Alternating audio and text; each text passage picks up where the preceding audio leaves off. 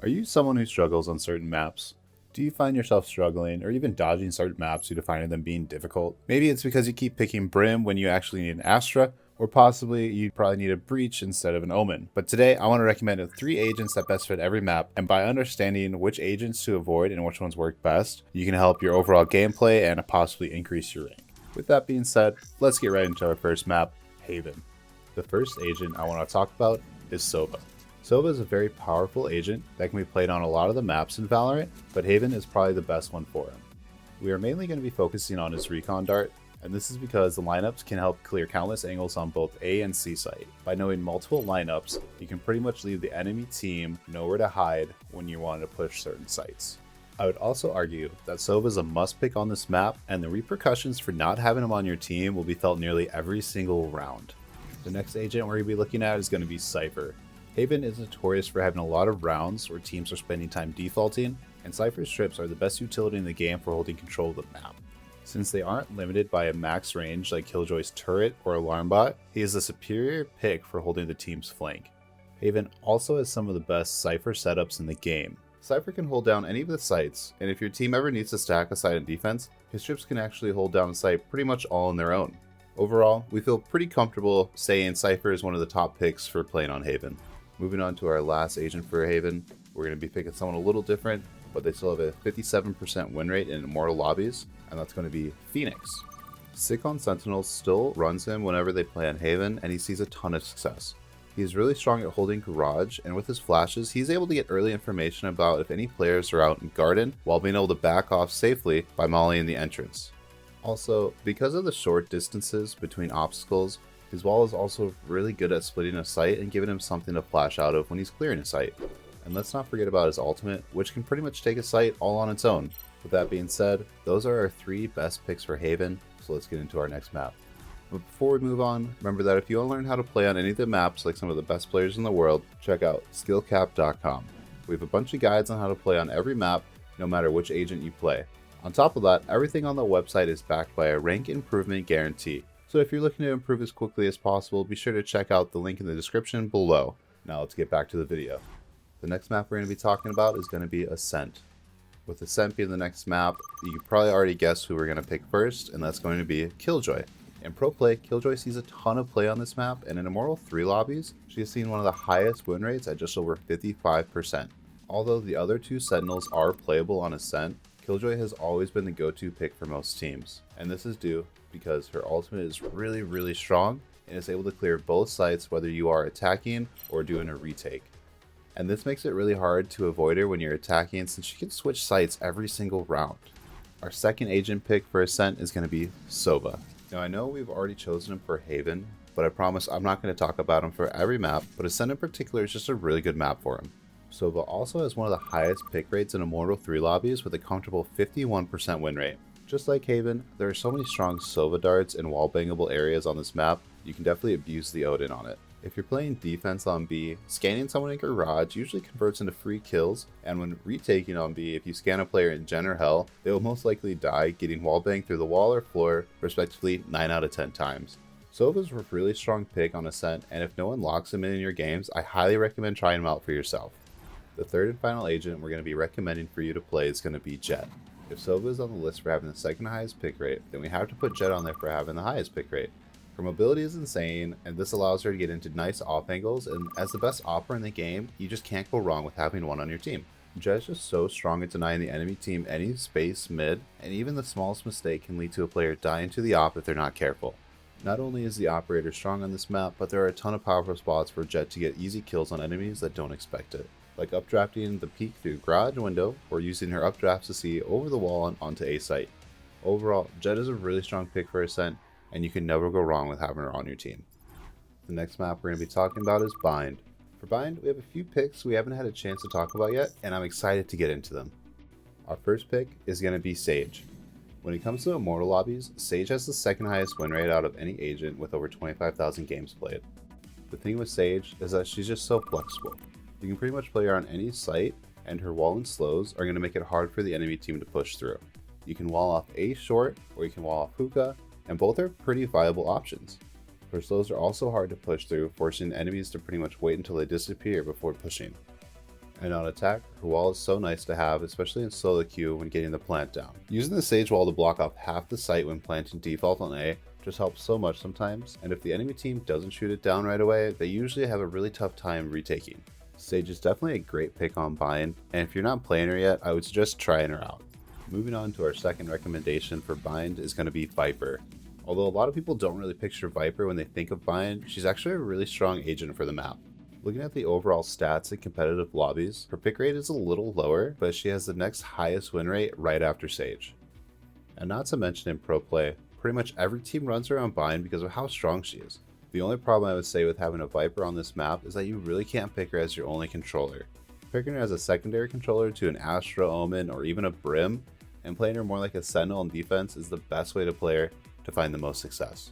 Having a Viper that understands how her utility actually works can make it hard for a team to push through a certain site.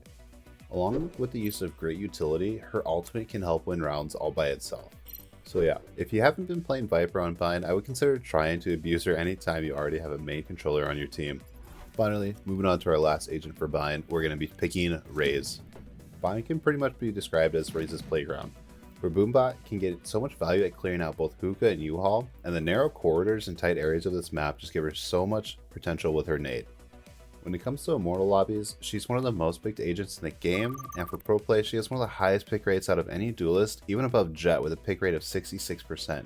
If we're talking about an agent to abuse on Bind, Raze is your go-to girl. It still blows my mind that some teams on this map don't run a Raze, but if you can learn to play her well, you'll see a huge difference in the difficulty of the game when you play her on Bind.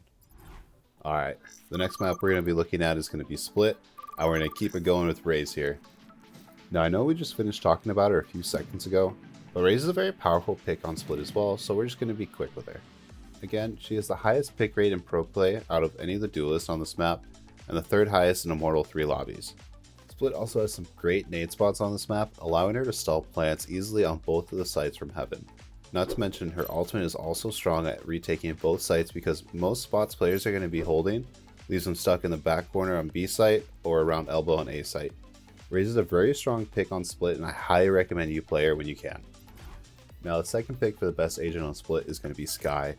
Now when it comes to initiators, Sova's not really the best pick for this map anymore, so Skye has become the default initiator teams are running on Split for the most part. Having something like a dog or drone is so important whether you're taking a site on attack or retaking a site on defense.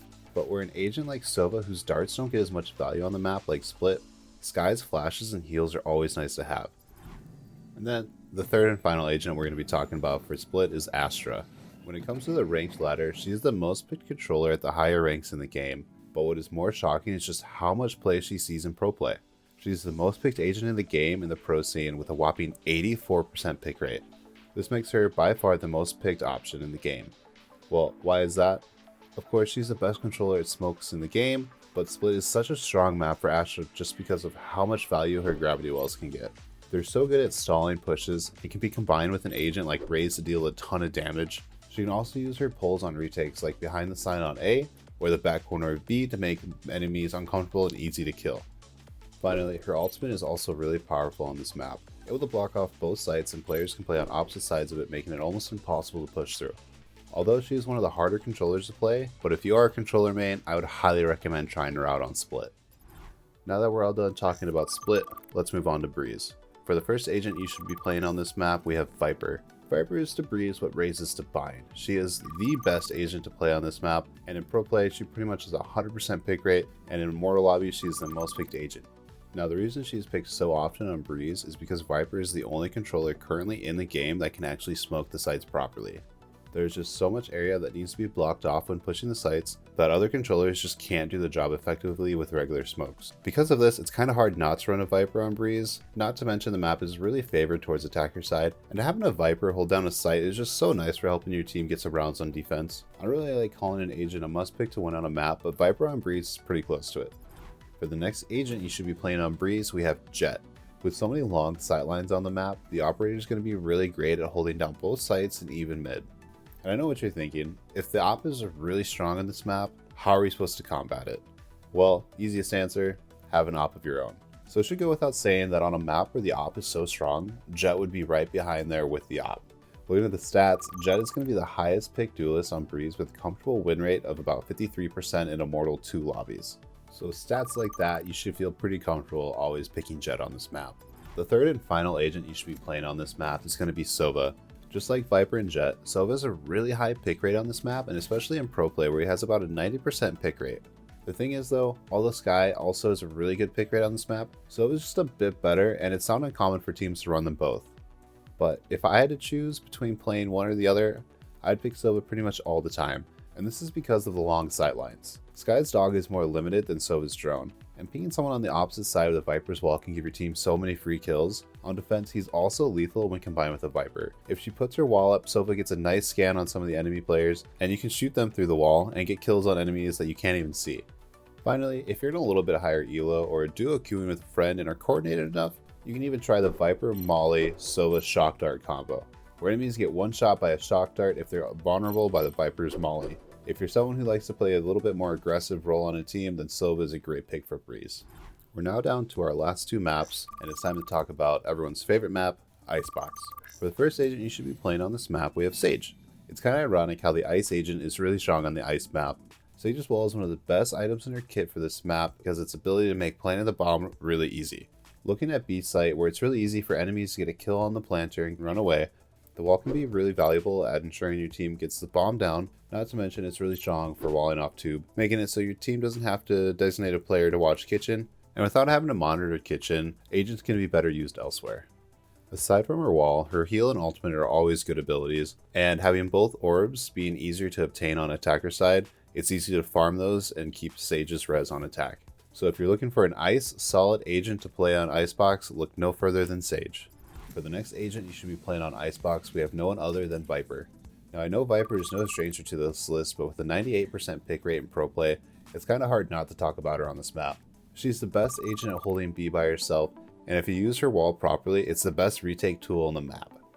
Without Viper's wall, it's really hard to retake B on Icebox because of just how many angles there are to hold, especially with both sides of yellow and B main where enemies can peek you from below and on top of the box. You usually need your team to push enemies that are hiding, but sometimes that's hard to coordinate. And just having a wall blocking off half the site and force enemies to push you is a lot easier to do in solo queue. Moving on to our final pick for the best agents to play on Icebox is going to be a duelist that we haven't really had a chance to talk about yet, Reyna. Reyna is a fan favorite agent and is especially strong on Icebox. With so many corners, using traditional flashes like Phoenix or Skies isn't always the best. But since Reyna's blind stays in the open, it's really good for getting your team onto site, and not to mention, A site on Icebox is one of the hardest sites to hold in the game. A lot of the time, it's easier to get an aggressive angle and try to get a pick before the enemy team gets to the site. And Reyna is one of the only agents in the game that can get super aggressive, get a pick, and then get out safely to keep the man advantage thanks to her dismiss. Because of this, Reyna and Jett have become staples in pro play on Icebox, and she even has a pretty high pick rate in solo queue. With that, we are now moving on to our last and latest map, Fracture.